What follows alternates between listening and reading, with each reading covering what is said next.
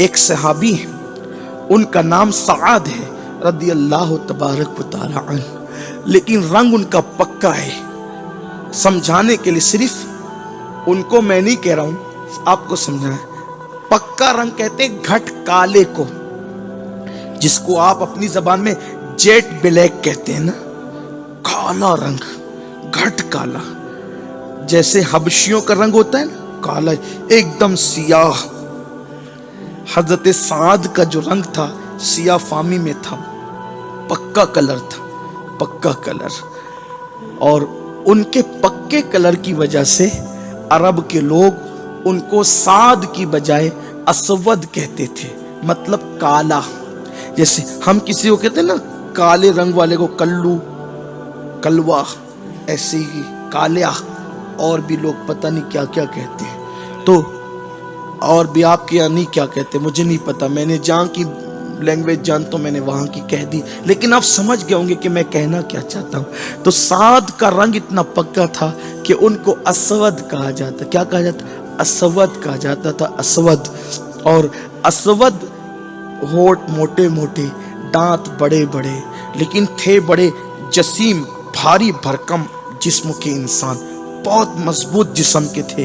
جب جنگ میں جاتے تھے، جنگ میں تو لوگ جنگ میں لوہے کے جسم، لوہے کے کپڑے پہنتے تھے جن کو زرہ کہتے ہیں، زرہ۔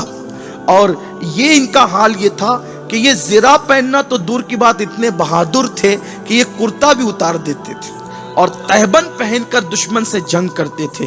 یہ میرے نبی، یاد رکھنا، عشق نہ ہو تو انسان بزدل ہوتا ہے، اور عشق انسان کو طاقتور بنا دیتا ہے۔ کیوں؟ اس لیے کہ طاقت دل کی طاقت ہے۔ آج جو ہماری قوم بزدل ہے نا، وجہ یہ ہے کہ دل میں وہ عشق نہیں ہے۔ اسود حضور سے بہت پیار کرتے تھے، لیکن حضور بھی اسود سے بہت پیار کرتے تھے۔ پیار اتنا کرتے تھے کہ میرے آقا حضرت اسود سے مذاق بھی کرتے تھے، حضرت اسود سے مذاق بھی کرتے تھے۔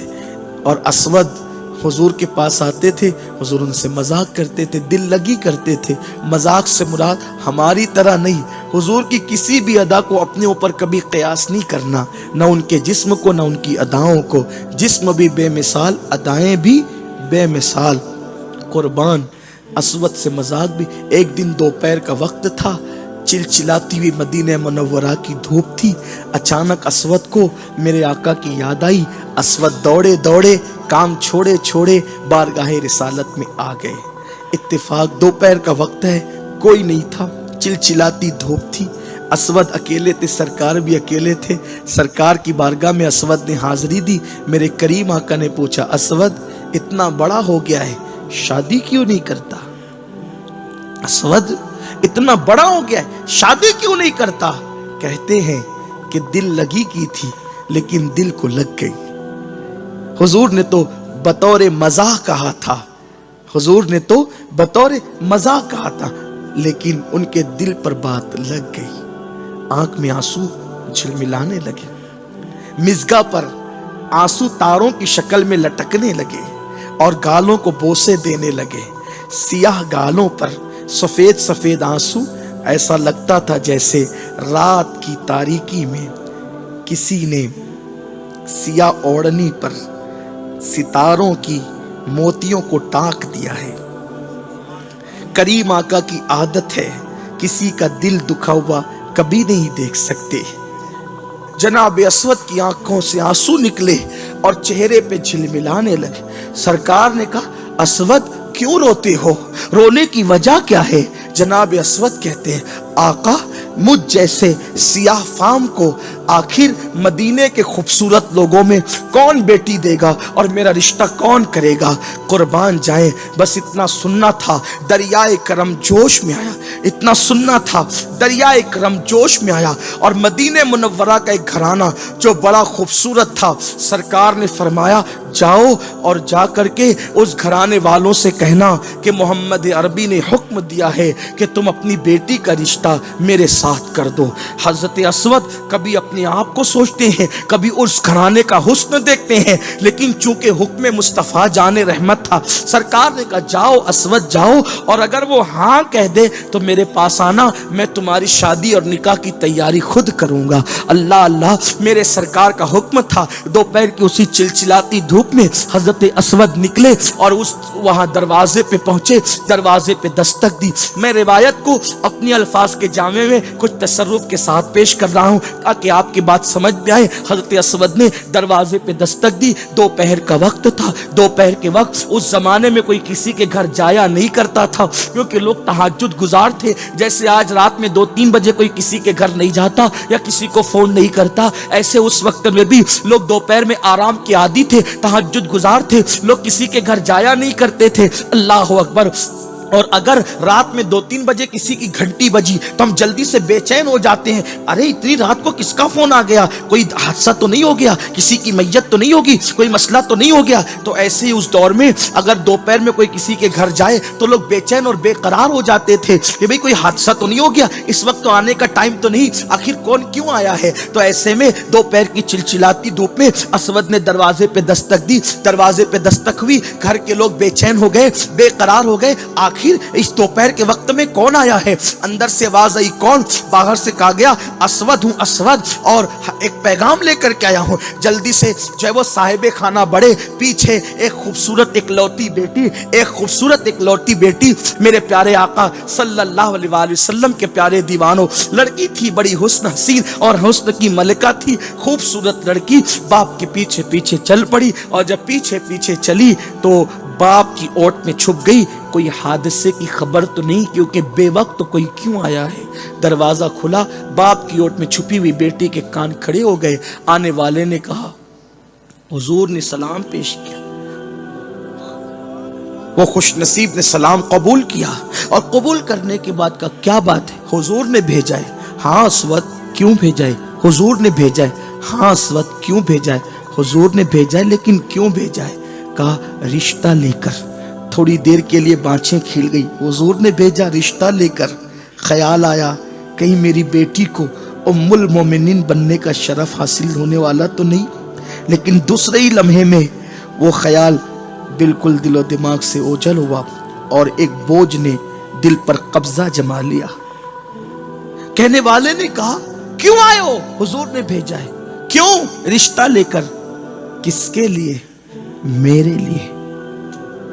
اوپر سے نیچے تک اسود کو دیکھا، اسود جس کا خود کا مکان بھی نہیں، اسود جس کے گال سیاہ فام، اسود جس کے ہونٹ موٹے موٹے، بڑے بڑے دانت، ایک پری پیکر حسن کی ملکہ کو ان کے حوالے کر دوں۔ لیکن امتحان، ایک طرف حکم مصطفیٰ، دوسری طرف بیٹی کا مستقبل، ایک طرف سرکار کا حکم، دوسری طرف بیٹی کا مستقبل، کیا جواب دوں؟ بیٹی کا مستقبل دیکھتا ہوں، حضور کے حکم کی خلاف ورزی ہوتی ہے، اور اگر حضور صلی اللہ علیہ وآلہ وسلم کے حکم پہ عمل کرتا ہوں، اس حسن والی بیٹی کو کیسے سمجھاؤں گا کہ زندگی کا گزارا کر لینا۔ اس سے پہلے کہ وہ صحابی کوئی جواب دیتے، پیچھے سے نرم نازک ہاتھ، نسوانی ہاتھ کندھے پر آتا ہے اور کندھوں کو دباتا ہے۔ انہوں نے مڑ کر دیکھا، کوئی اور نہیں، ایک لوتی خوبصورت بیٹی تھی، آنکھ کے آنسو جھلملا رہے تھے۔ کہا بابا دیر نہیں کرنا، جلدی سے ہاں کر دو، بابا دیر نہیں کرنا، بابا دیر نہیں کرنا، جلدی سے ہاں کر دو۔ آنے والے اسود کو نہ دیکھیں، بھیجنے والے مصطفیٰ کو دیکھیں۔ آنے والے اسود کو نہ دیکھیں، بھیجنے والے مصطفیٰ کو دیکھیں۔ بابا جب تاریخ مرتب ہوگی تو تیری بیٹی کا نام کس قدر لوگ رشک کے ساتھ لکھیں گے کہ کسی کا رشتہ باپ طے کرتا ہے، کسی کا رشتہ بھائی طے کرتا ہے، کسی کا رشتہ دادا دادی طے کرتے ہیں، کسی کا رشتہ نانا نانی طے کرتے ہیں، کسی کا رشتہ ماں اور بھابھی طے کرتے ہیں۔ بابا تیری بیٹی کا رشتہ آمنہ کے لال نے طے کیا ہے، آنے والے کو نہیں، بھیجنے والے کرنے کو دیکھا۔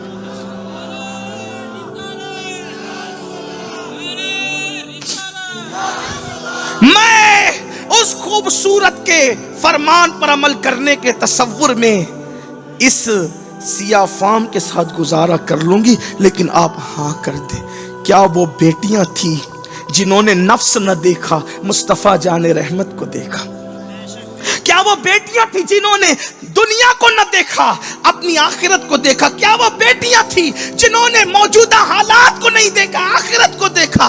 تو میرے پیارے آقا علیہ السلام کے پیارے دیوانوں، وہ خاتون نے، اس لڑکی نے کہا ابا جلدی کریں، نہ نہیں کہ ہاں کریں۔ ادھر ہاں ہوئی، انہونی، اس کو کہتے ہیں انہونی ہو گئی، نہ ہونے والی چیز ہو گئی۔ اور نہ کیسے نہ ہوتی، جہاں حضور توجہ کریں، واللہ میرے نبی چاہیں تو جنت کی حوریں زمین پہ اتر آتی اسود کے لیے، جنت کی حوریں زمین پہ اتر آتی۔ ہاں ہائے ہائے، مگر سنیں اب واپس آقا انہوں نے ہاں کر دیا ہے، سرکار انہوں نے ہاں کر دیا۔ سرکار کے پاس جو پیسے تھے مٹھی بھری اسود کے دامن میں ڈالا، جاؤ کپڑے خریدو، شادی کی تیاری کر۔ کیا وہ خوش نصیب لوگ تھے جن کے شادی کے جوڑے کے لیے بھی مصطفیٰ جان رحمت عطا فرما رہے تھے؟ کیا وہ لوگ تھے، سبحان اللہ، کیا نصیبیں تھے ان کے، کیا ان کی تقدیریں تھی۔ سرکار کی بارگاہ میں آئے، سرکار نے پیسے دیے اور وہ نکل پڑے۔ کہاں گئے؟ کپڑے خریدنے بازار۔ ادھر کپڑے خریدنے بازار میں گئے، ادھر بازار میں اعلان ہونے لگا،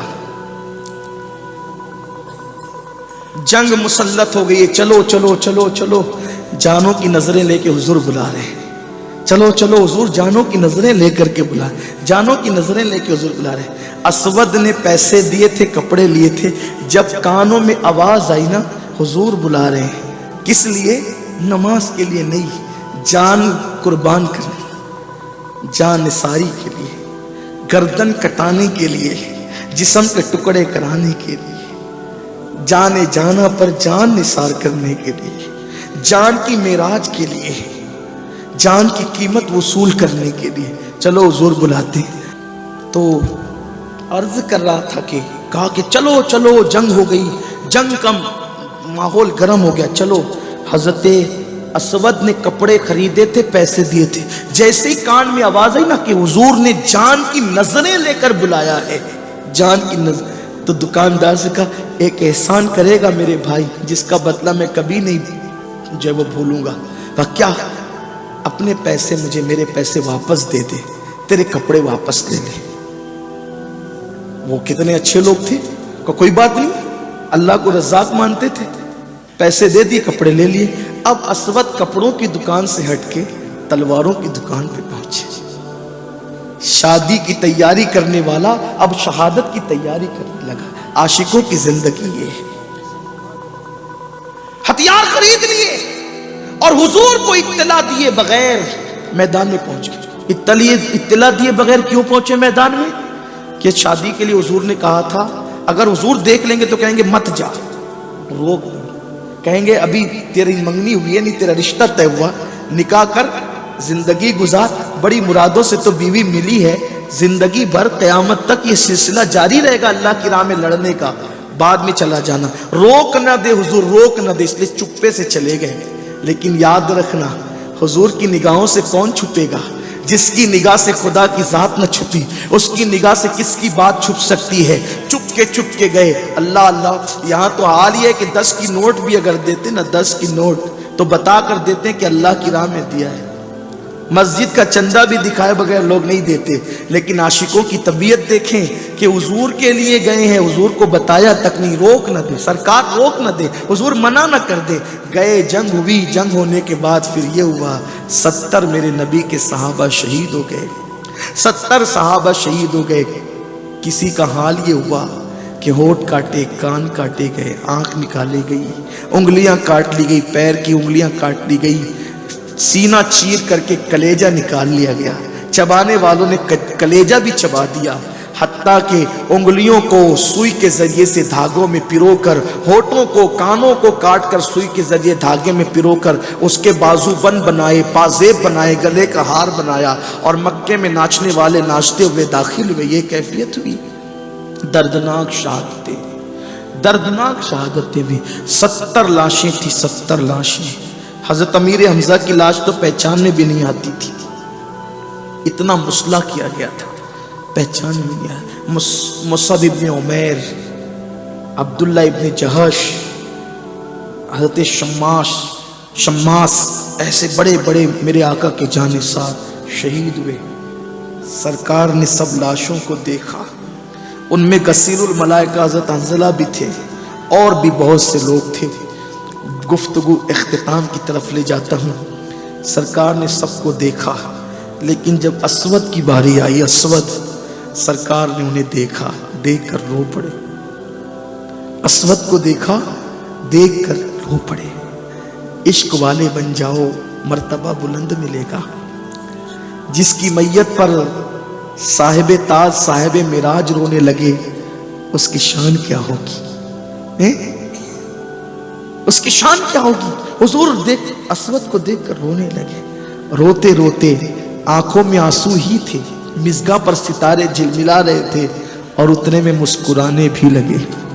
صحابہ نے پوچھا آقا رونا تو سمجھ میں آتا ہے، کیوں مسکرا رہے ہیں؟ سرکار نے فرمایا تمہیں نہیں پتا. پھر ساری داستان بتائی کہ ایک لڑکی کے ساتھ اس کا رشتہ، وہ خوبصورت لڑکی کے ساتھ میرے کہنے پہ طے ہوا تھا. شادی کی تیاری کرنے گیا تھا، جنگ کا اعلان سن کر شادی کی بجائے شہادت کی تیاری کر لی، اور میری اجازت کے بغیر آ گیا کہ کہیں میں منع نہ کر دوں، اور شہید ہو گیا. اب میں اس کو دیکھ کے اس لیے رو رہا ہوں، کتنی بڑی قربانی دی نا. خوبصورت بیوی جو بننے والی تھی، شادی کی بجائے شہادت کی تیاری کی، اس پہ رو رہا. دل کی مراد بھی پوری نہ کر سکا، اتنے جتن سے رشتہ طے کیا تھا، اس کو تکمیل تک نہ پہنچا سکا.